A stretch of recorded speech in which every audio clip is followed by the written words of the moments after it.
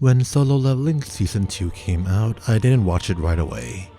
Mostly because that was the time where I just was really busy with IRL things and I just didn't have time to check it out. I remember not hating the first season. I do hate your typical power fantasy isekai senta. Everyone thought I was really weak until I got really OP and proved them wrong genre. So I'll admit I didn't check it out because I wanted to, but more because of curiosity and some hope that a major title that I've been hearing about for years should be better than the others, many of which are its direct clones. And for a while I think it was better. Jinwoo's first trial was not overcame by power but by him using his head, from being willing to sacrifice his pride and ultimately his life. But again, many of the I was weakest until I got really OP stories also started off in a similar way, so I can't say I'm impressed either. The next few episodes were passable enough, since while Jinwoo unsurprisingly survived and gained new powers, he didn't become OP right away and actually has to grind his levels, with him struggling against his enemies. But now, most of his problems aren't solved by him using his head anymore. Like when he was sent to the Sandworms Desert for skipping his Saitama exercise. While it's refreshing to see a power fantasy still being willing to show a protagonist flat out outmatched against an enemy he can't win, and has to focus on survival, how it's willing to show the protagonist still afraid and pathetic. The anime doesn't show how he survived against the worms for hours and just outright skipped to after the running. Then on his fight against the water snake thing, first Jinwoo was unable to pierce through the snake's scales with his knife, but he doesn't really use his brain to figure out how to get around the obstacle, and the way to counter this was simply to hit harder. That's when I'm starting to feel the Tensura flashback, a term I use for when a power fantasy story started off somewhat unique and maybe even good, but deteriorates into the same old typical and overused cliches after a few episodes. I named this after Tensei Shitara Slime Datta Ken, or That Time I Reincarnated into a Slime. Specifically the point where the story abandoned its being reincarnated as a non-human premise, the only thing making it unique by giving Rimuru a human form. I had hope for Solo Leveling because it took time for Jinwoo to grow in power level. So while it was a given that eventually he'll reach the point where he's OP and gets to flex on everyone below him, I just hope that he won't only grow in power level but also grow as a person. So imagine my disappointment on episode 5 when he just became this hunk form and lost all of his vulnerabilities in the process as well.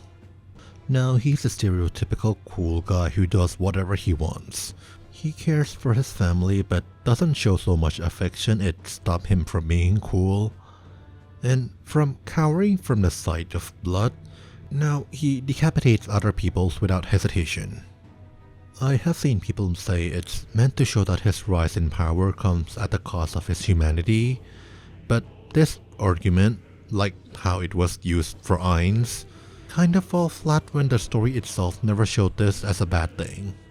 His detachment, him being unfazed, devil-may-care sociopathic attitude is only depicted as being something to make him actually cooler and better than the others.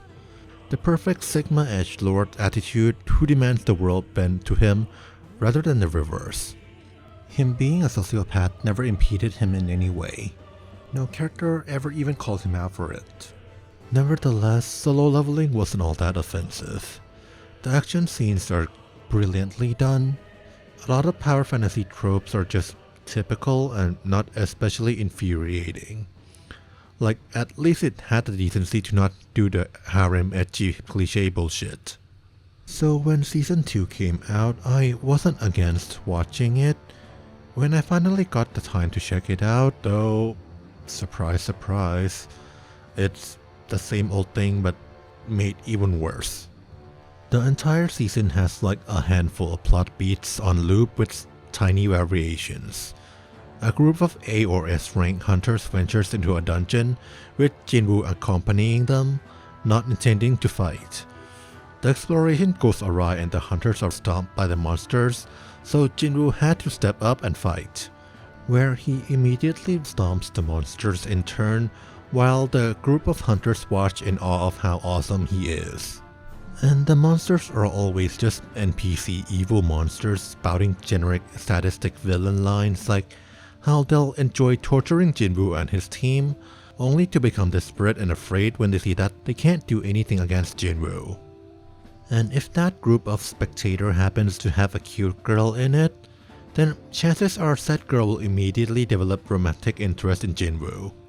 And after the fight, Jinwoo is approached by someone from the guild trying to recruit him, only for him to turn them down because oh look how much of a sigma I am, I don't need your support nor approval. Every single character can be classified into 3 categories.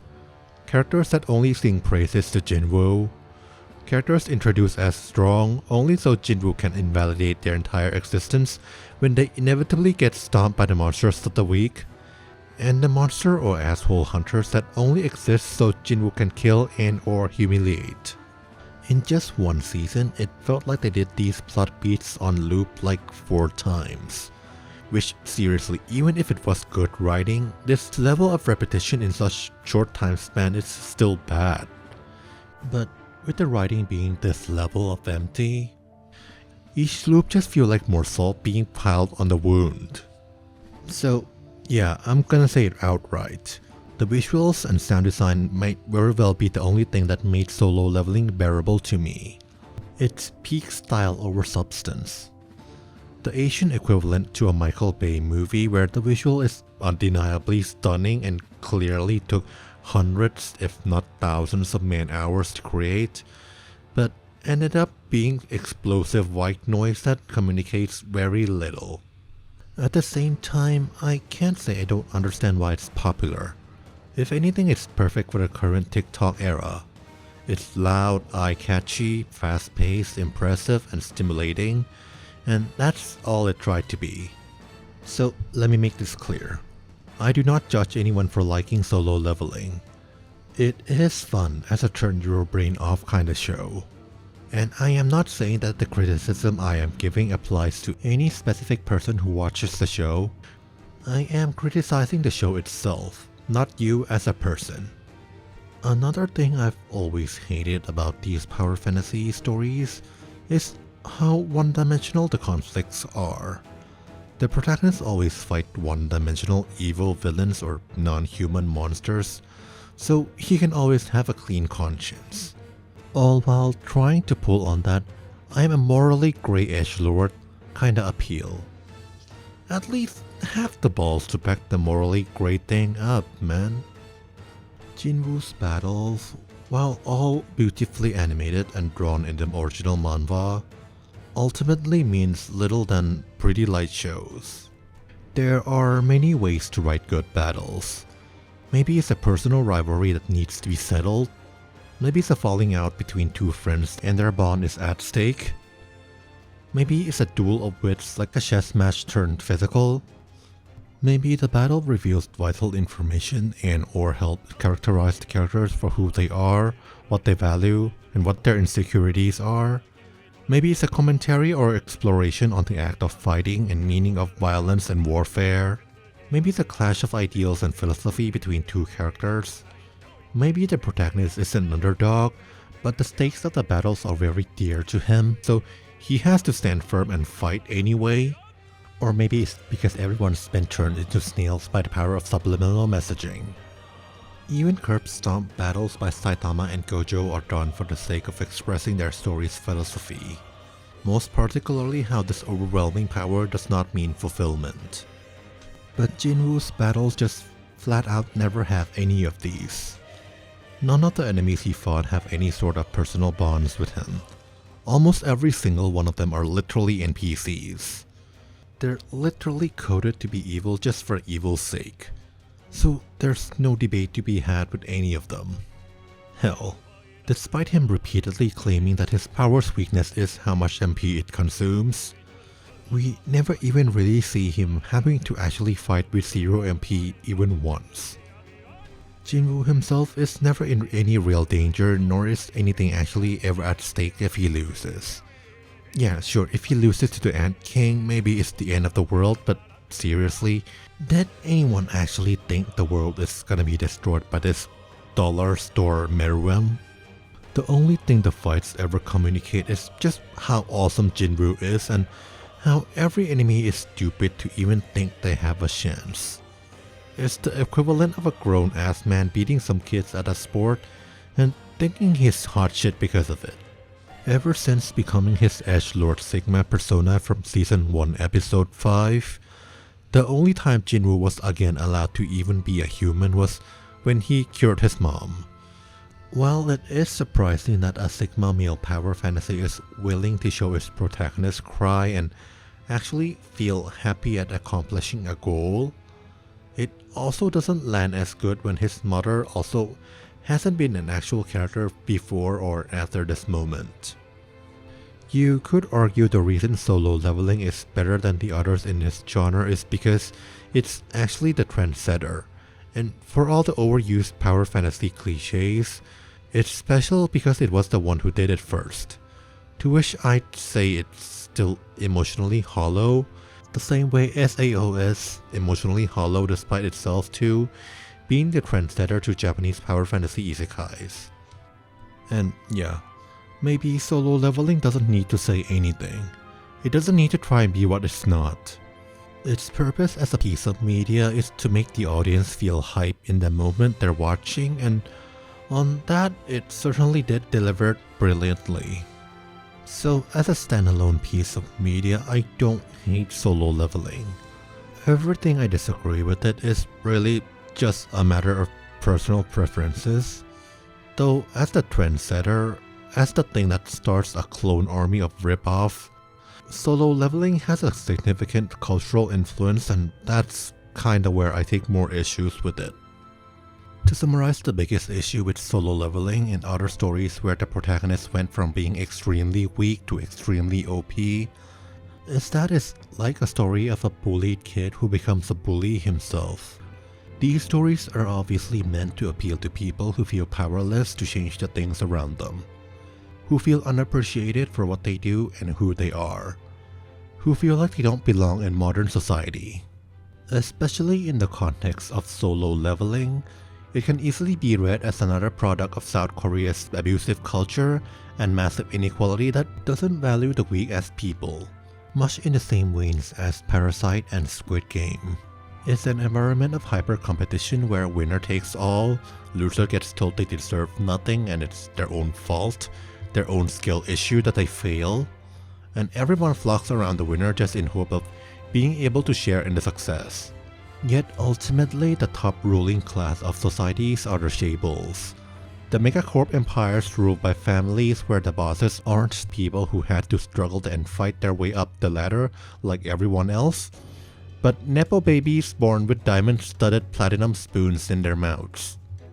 The shables are so big and powerful to the point that when one of their members literally committed a crime, the South Korean government itself will step in and bail them out exactly because that's how impactful they are to the Korean economy. On the Japanese side, the equivalent issue is the hyper-collectivist culture that doesn't value individualism, where people are not valued for what they can uniquely bring to the table, but rather how well they can just play along with the existing system. Many Japanese people are polite not because they are courteous, but because they have to conform to the surroundings. And if they don't act like a bureaucratic, polite robot all the time, then they can't make it in society. Everyone is raised to obey this culture, obey this mindset.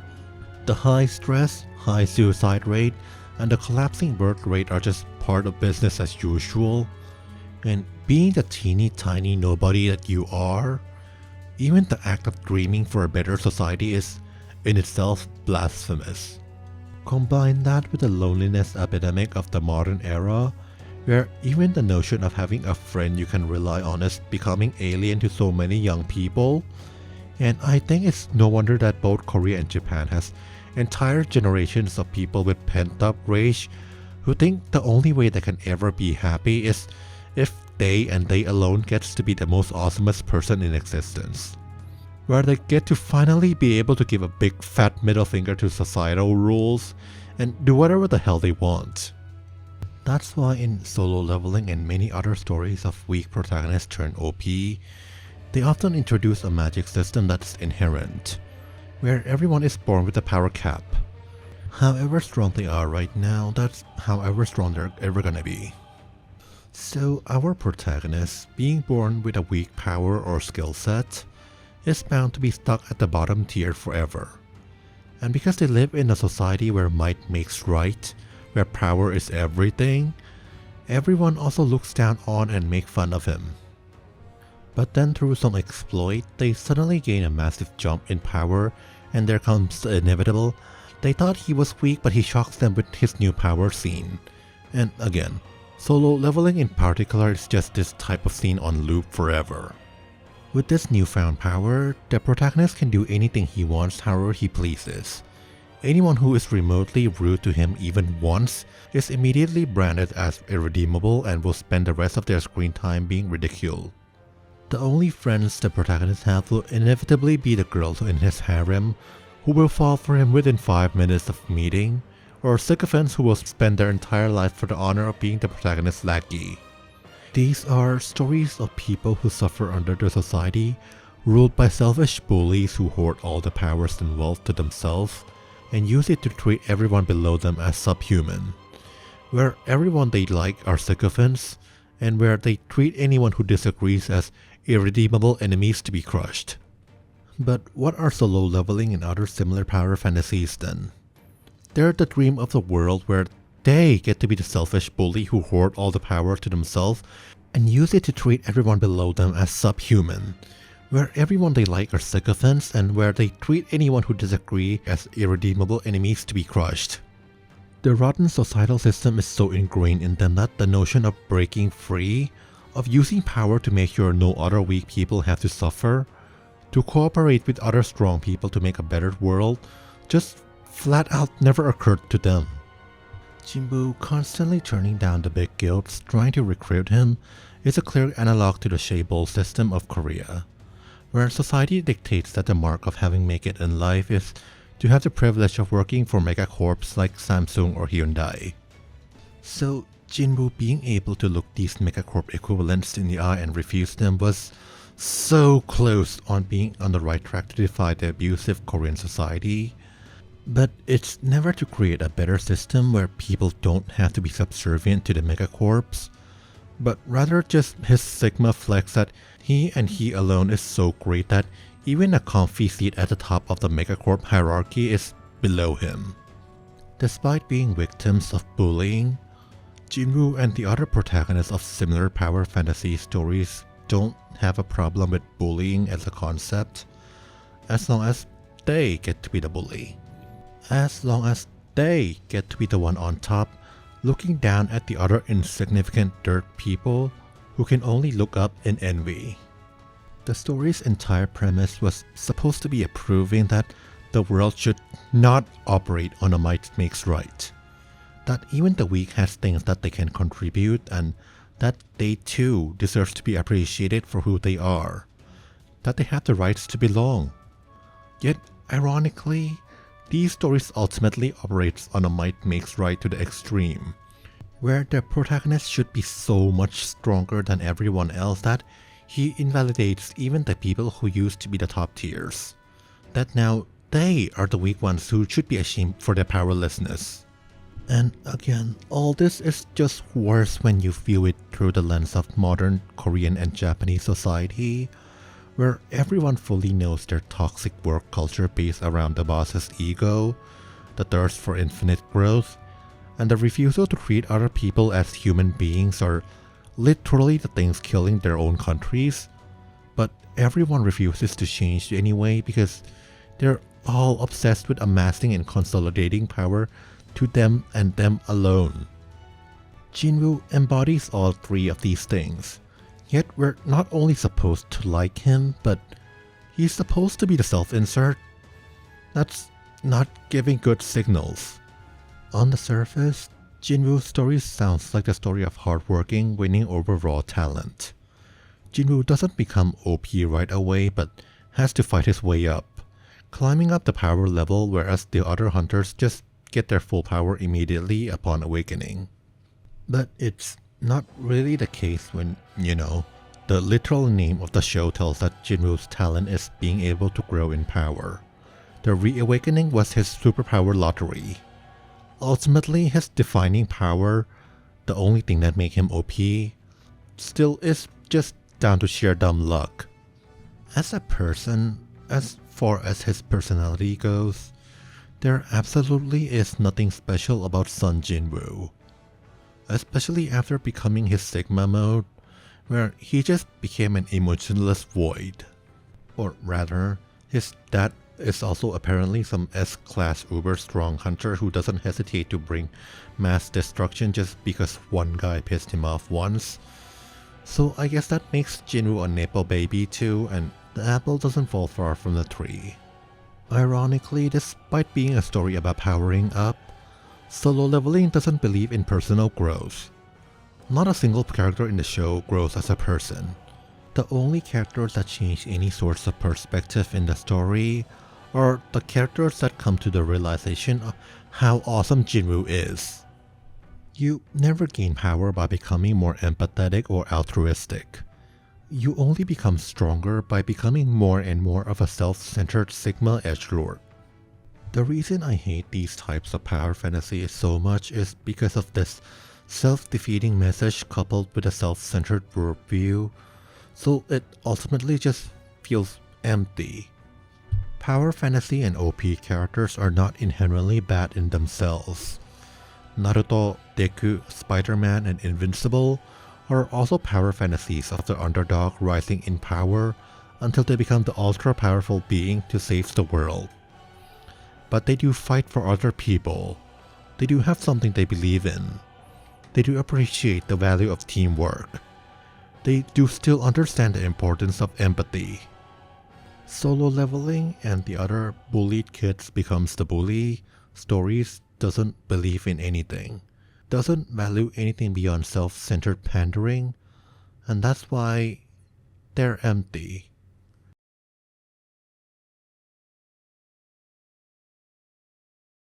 Okay, if you're still watching, thank you for watching to the end. Despite all that said, I don't hate Solo Leveling. At the very least, the show is very well made and no one can deny that. As a writer who has looked into why similar pandery and shallow power fantasies are overflowing the light novel market, I know how the creation process can influence the writing of these stories. Namely with how these stories' original chapters are posted online on a weekly basis, they very much are slaves to the format of their reading platforms and its algorithm. That's why their stories must be fast-paced, concise, and constantly attention-grabbing, which leaves it little space for long-term plot planning or character exploration and development. That's the TLDR of it. You can think of it like an actual TikTok video in comic form. It's why for Solo Leveling, each arc of the story can feel repetitive yet doesn't directly connect to one another, nor does it feel like it's building to some grand finale. The author's certainly just writing the story to meet a weekly deadline. I actually have a video explaining this in deeper details. It's an old video and it discusses light novel in particular and not webtoons, though a lot of things still apply. So maybe check it out. Thank you for watching and have a nice day.